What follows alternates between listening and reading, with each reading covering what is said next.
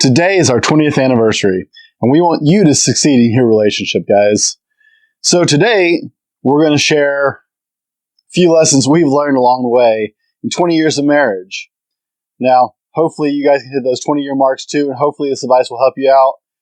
I went as far as I even got Sarah to join me on camera today. Hey, that's a big step. She hates these. If you saw our Valentine's Day special, you know how much she hates actually being on camera.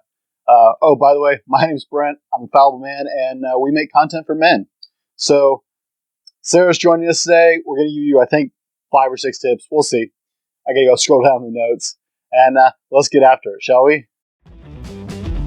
This is the Fallible Man Podcast, your home for everything man, husband, and father. Here is your host, the Fallible Man, Brent Dowland. Welcome back, guys. And hey, there are a lot of people who have been married far longer than us, but that seems to be less and less of the norm. You don't see near as many 50th anniversary parties as you once did, which is a shame.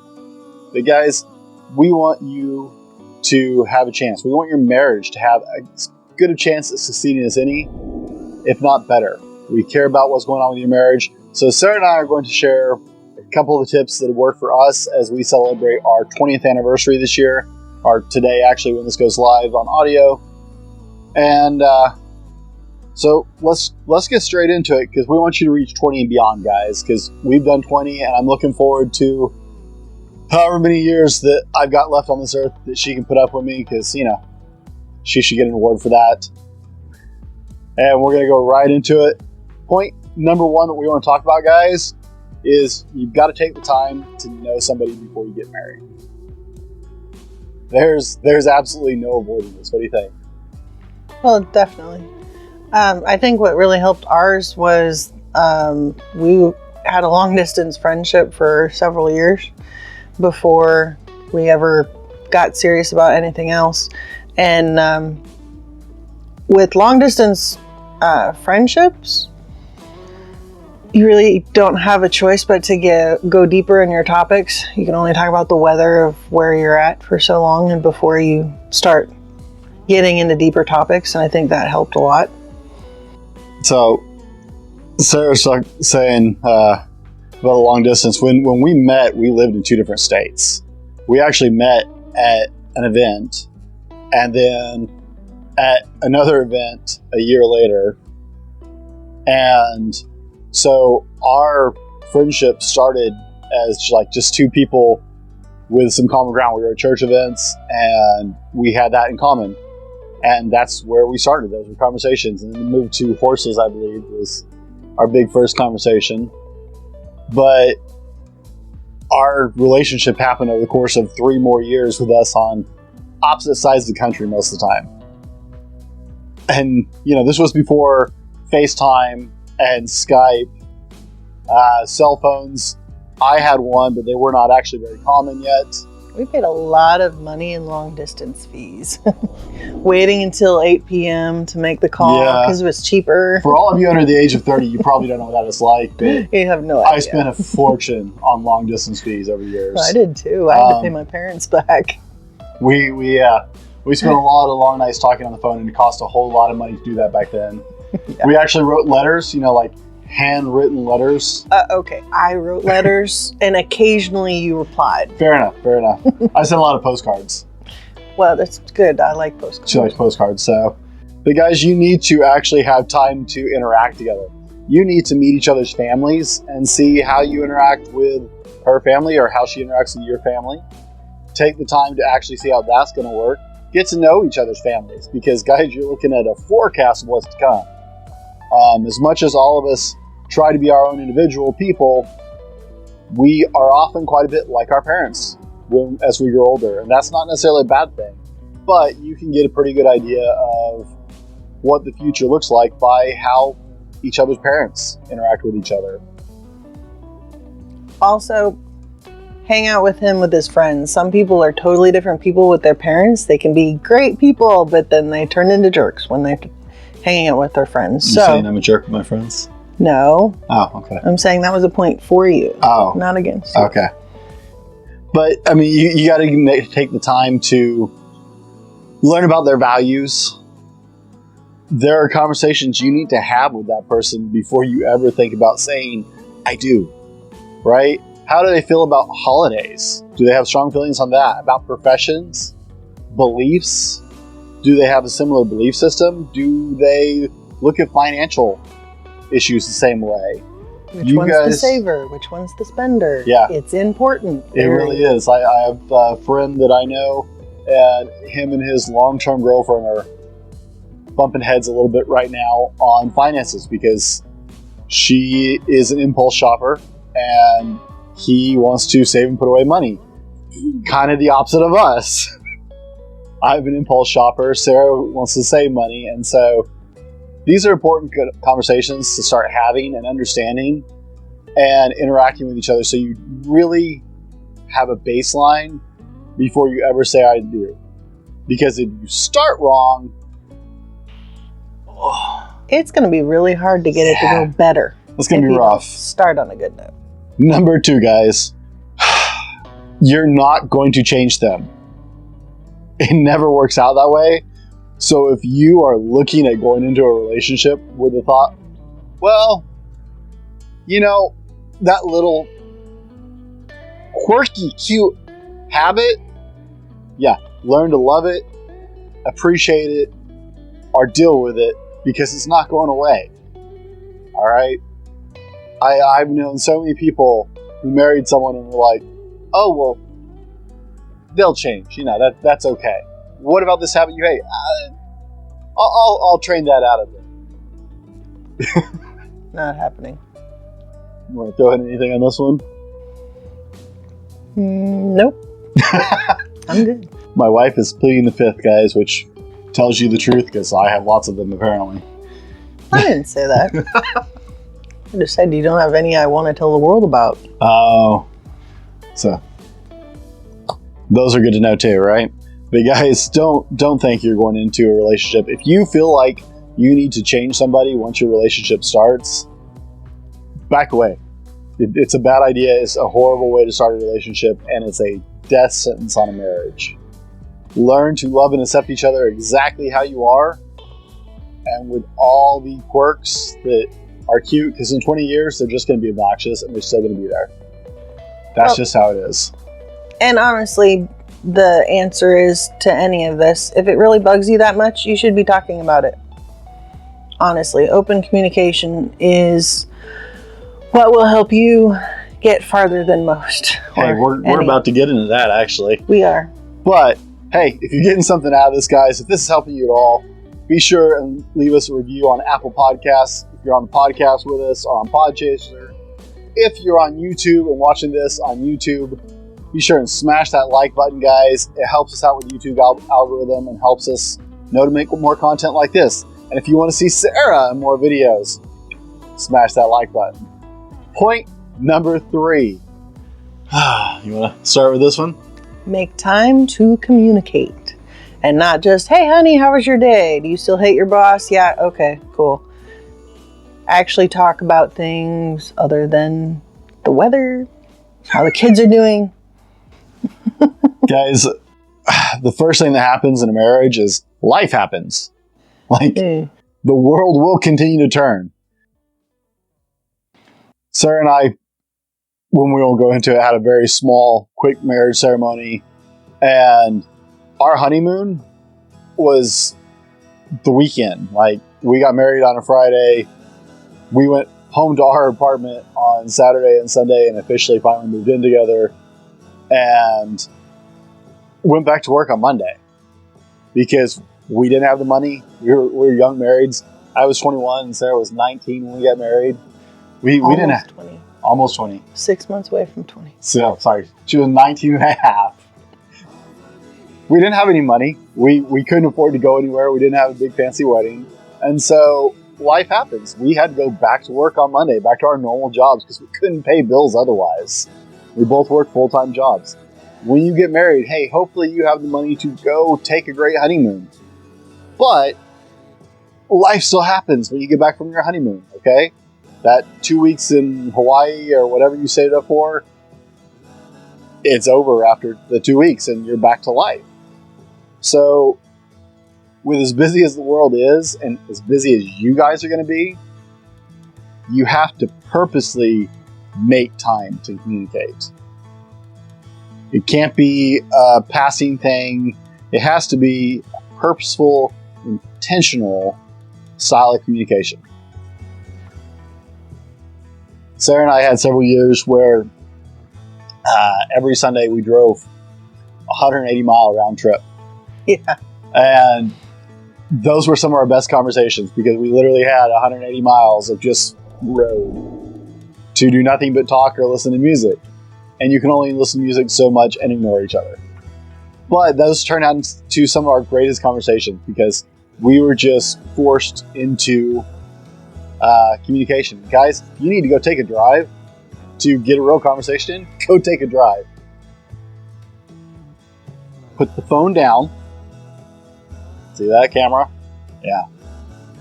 Put the phone down. I picked up my cell phone if you're on the podcast. And talk to each other. Okay? Playing on your phone and talking are not the same thing. Be purposeful. Be intentional.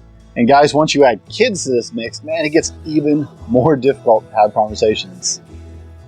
Sarah and I struggle to have time to just talk to each other sometimes without the kids and without the rest of our life interfering.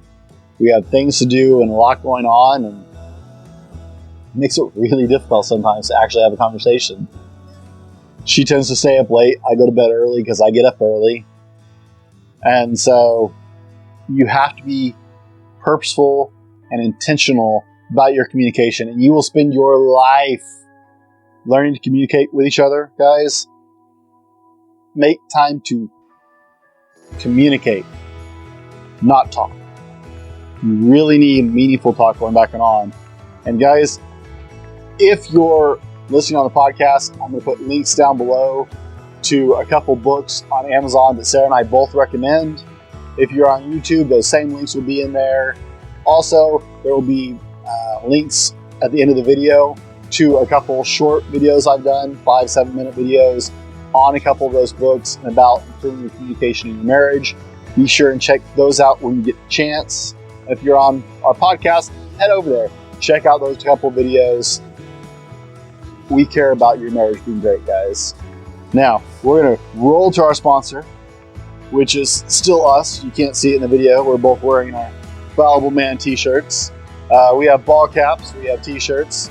We have all kinds of jazz. Go over to our website, www.thefallibleman.com. Today's episode brought to you by thefallibleman.com. That's right, it's us.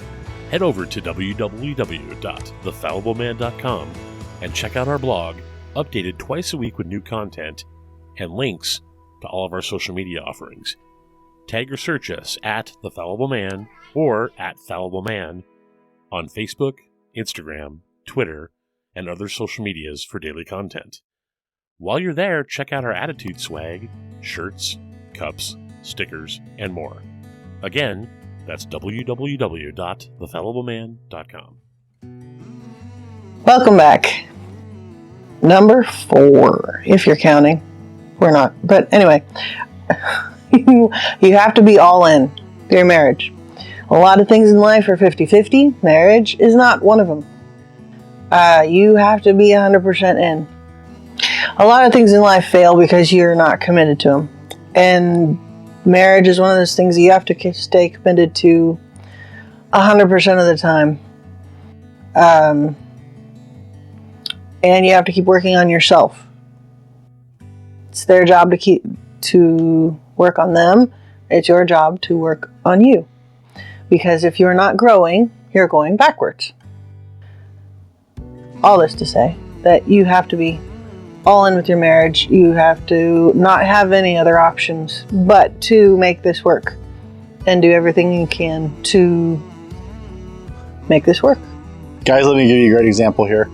Right after Sarah and I got married, it was kind of weird, but we ended up moving to a place where we only knew one person.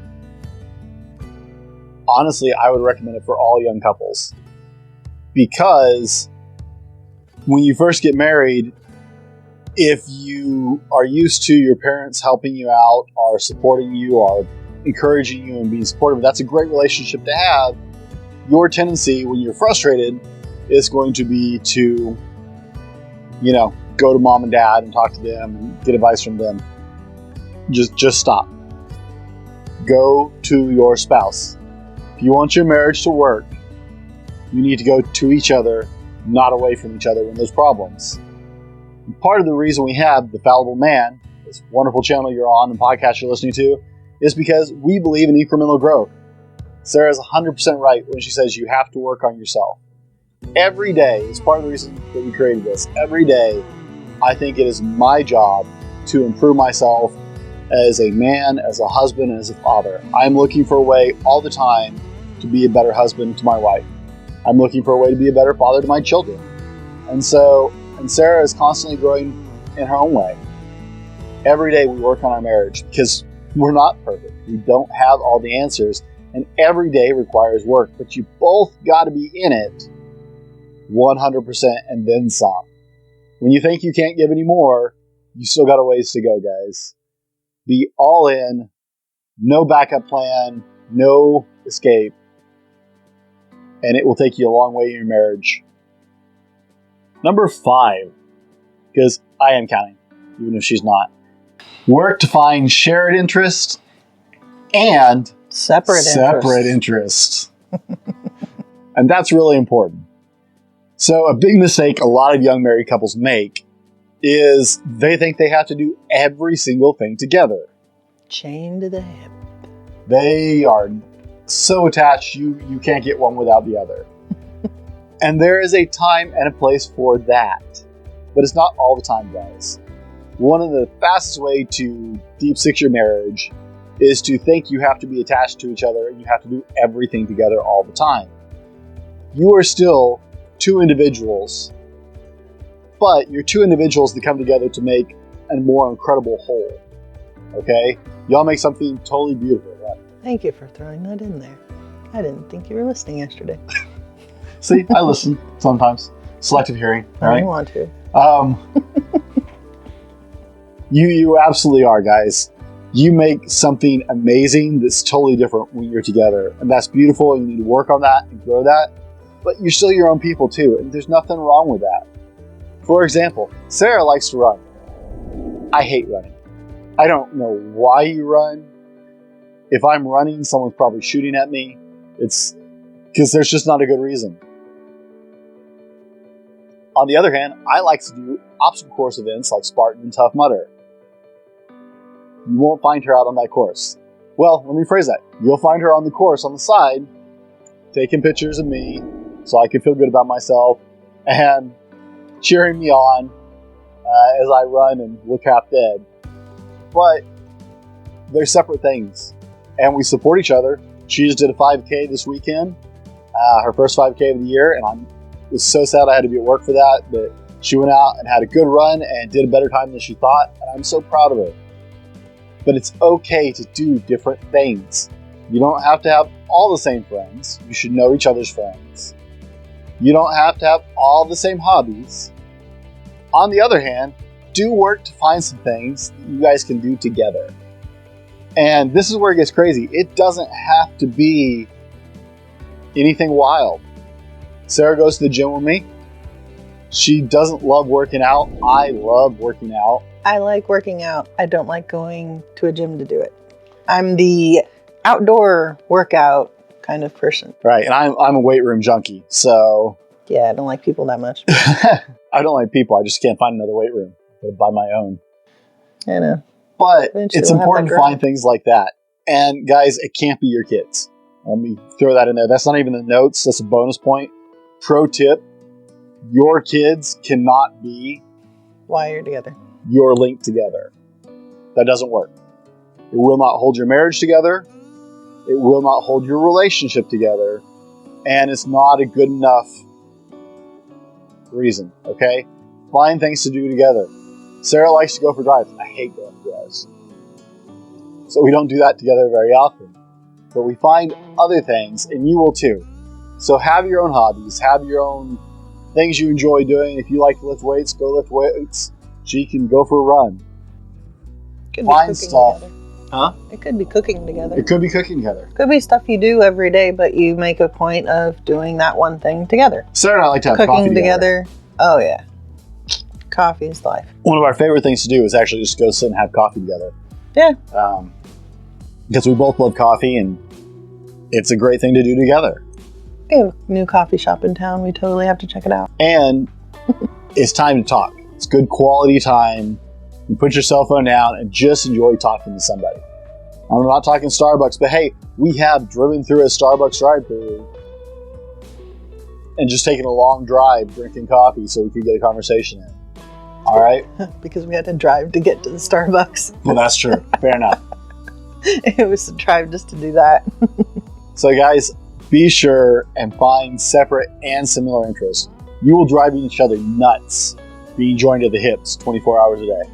You will absolutely make each other crazy, and that love will turn into frustration, will turn into, well, you just leave me alone for a little bit. You're going to have enough of that with your kids. So, you don't need it in your marriage. Well, and you have to look out for each other as far as your emotional and mental health. And if you are an introvert like me, that means time alone doing something you love.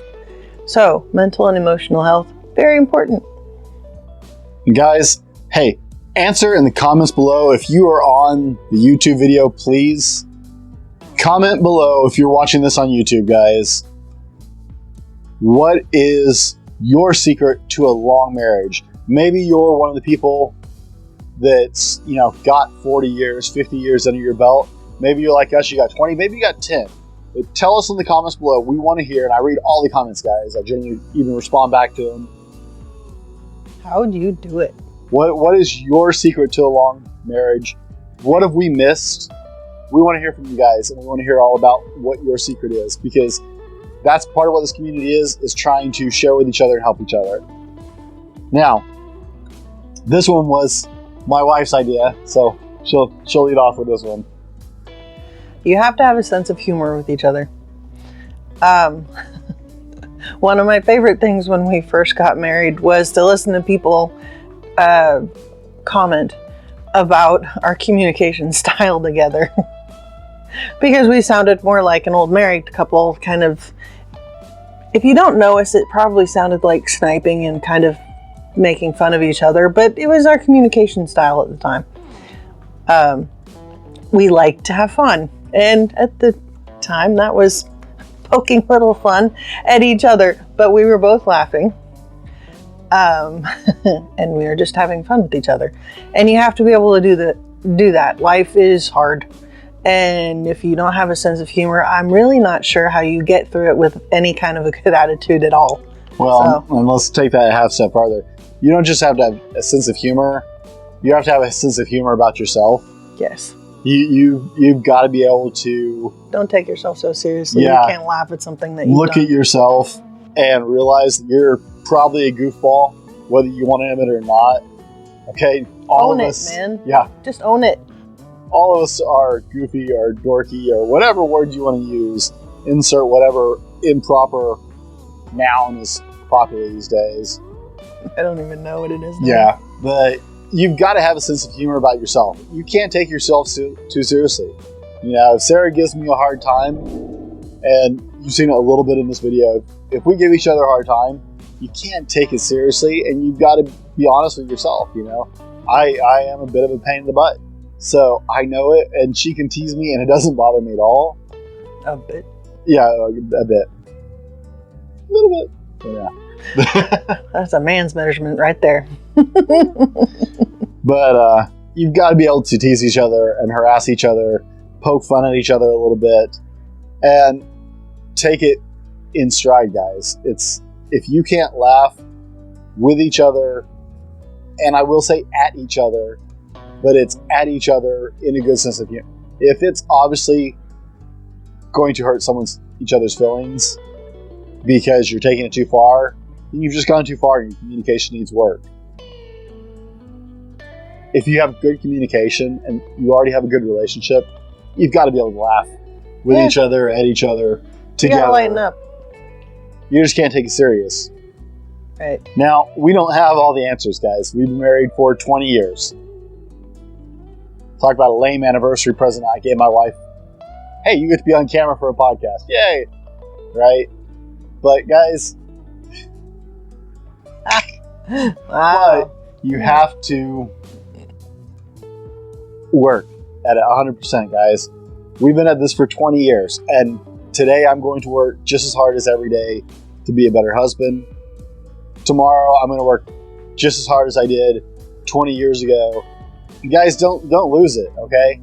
When you were in the dating process, most of you worked a whole lot harder at being everything your future spouse wanted you to be than you probably do today, if you're honest with yourself. The Fallible Man started with me on my journey, trying to improve those facets of my life, because I realized that I had settled some, and I wasn't trying as hard to be the man that my wife fell in love with. And I find that unacceptable at this point. So guys, we don't have all the answers. Maybe you know people who've been married a lot longer than us. Like I said, we'd love to hear from you in the comments. Thanks for hanging out today. I hope your relationship is awesome. We care about your marriage, guys. So talk to us in the comments. Thanks for hanging out. For Sarah and myself, I'm the Fallible Man. Be better tomorrow because of what you do today. This has been the Fallible Man Podcast, your home for everything man, husband, and father. Be sure to subscribe so you don't miss a show. Head over to www.thefallibleman.com for more content and get your own Fallible Man gear.